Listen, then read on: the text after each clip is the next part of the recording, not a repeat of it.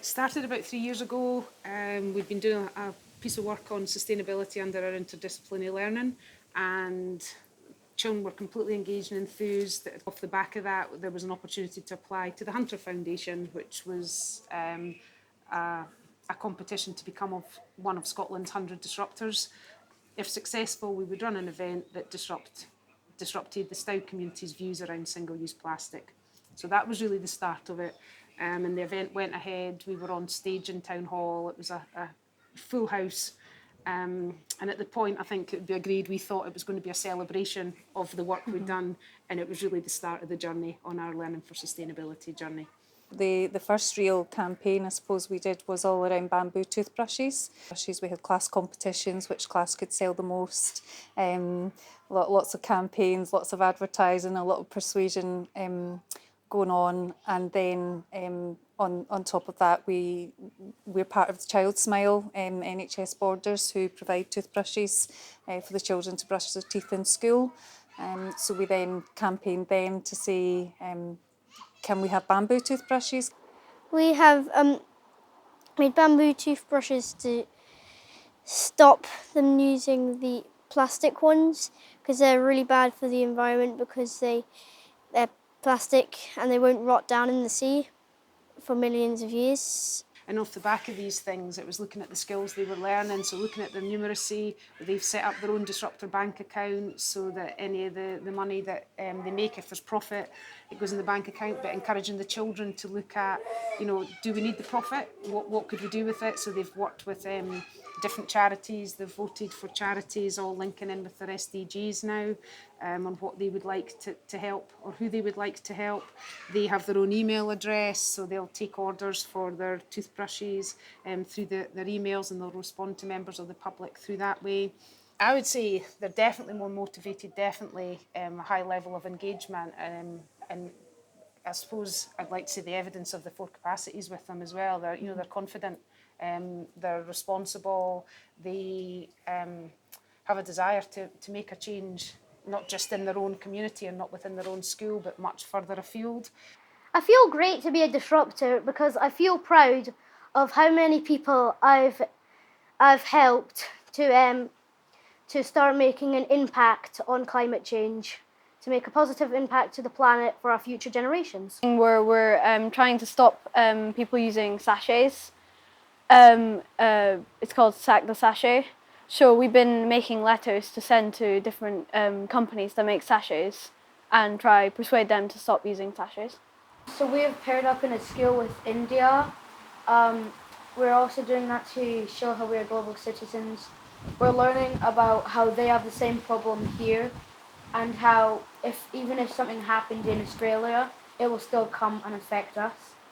The Disruptors event, as a parent, made me start thinking about how we can change things, right from how we make our packed lunches, about what plastic products we're putting in, and right into things at home.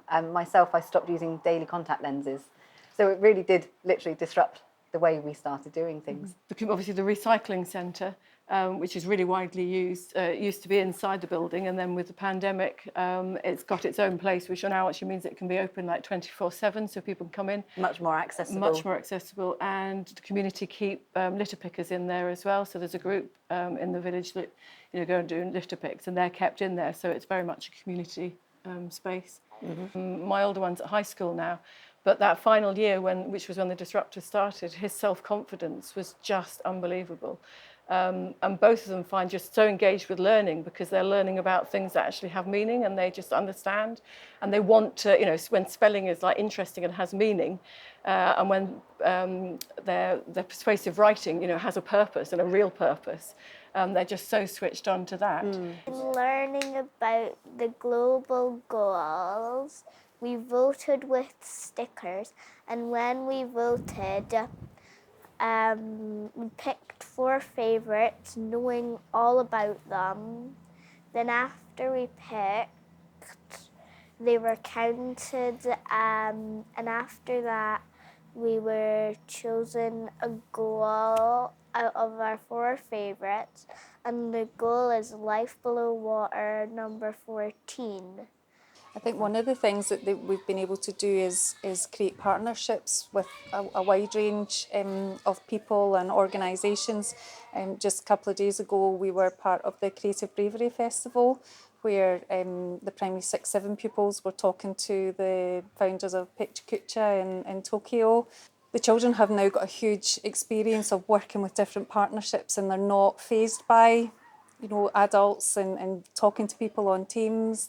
What we've also been very conscious of as a staff is building on prior learning and things we've done in the past. So an example of that would be when we did a lot of work around World of Work and developing the young workforce would be maybe 3 or 4 years ago. So it's always anybody that they're speaking to, like Christine explained with Pechakucha or, you know, Excel vending. It's always linking that back to the world of work. What skills would you need if you wanted to, you know, work for Pechakucha or work for Daydream Believers?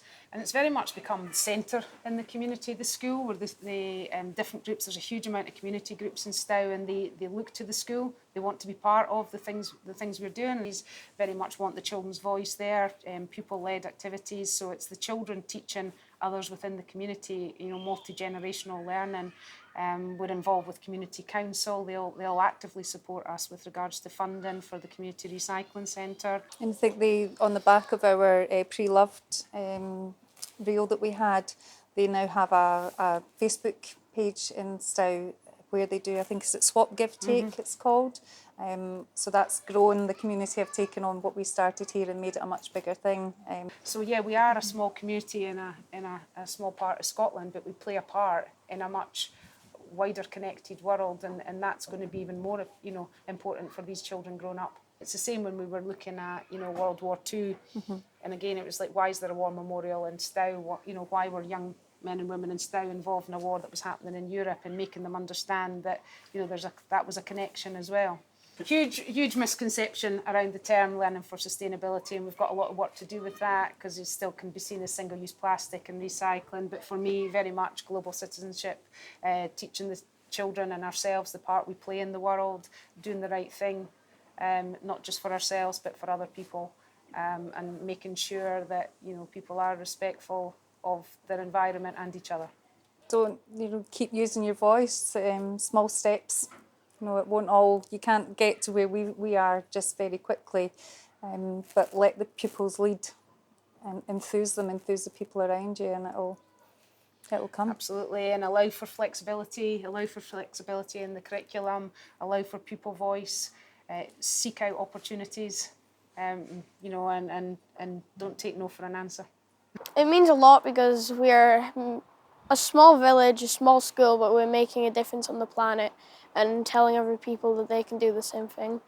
I've got inspiration and hope that we can do stuff if everyone kind of impacts. So we just all need to do this. I think we're also aware the condition that the planet is in now, and I think we've come to that point that something really has to be done. And so as adults at home, we can do our bit, but to have the children, to get them thinking along those lines right from an early age, that's the way forward. Yay!